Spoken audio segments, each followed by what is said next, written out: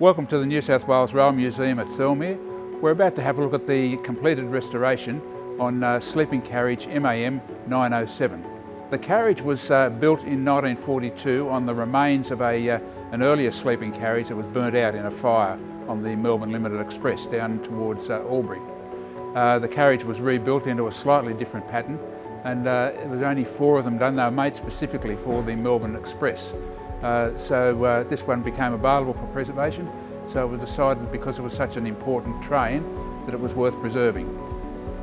The carriage came to us out of service. It had been in storage for a couple of years, and it initially came down to the museum to be used as volunteer accommodation.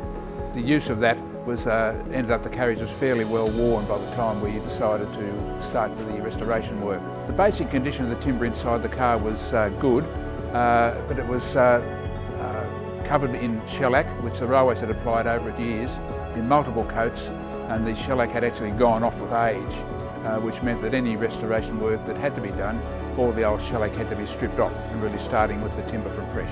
We decided that to remove the old shellac, first of all, we tried dry scraping. That was a very, very hard and tedious job, and to do one sleeping compartment it took 3 to 4 months.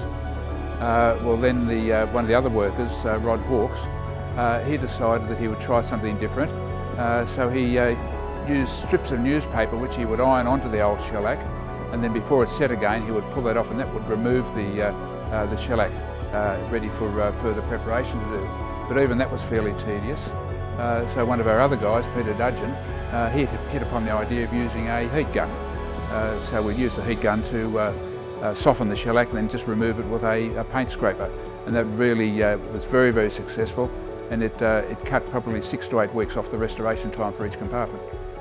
Now that the restoration on the carriage is complete, it's going to go back on exhibition in the display, and it will provide the good illustration of what the standard of travel was like on the Melbourne Limited Express, and when the carriage was replaced by the Southern Aurora, you'll have that comparison as well.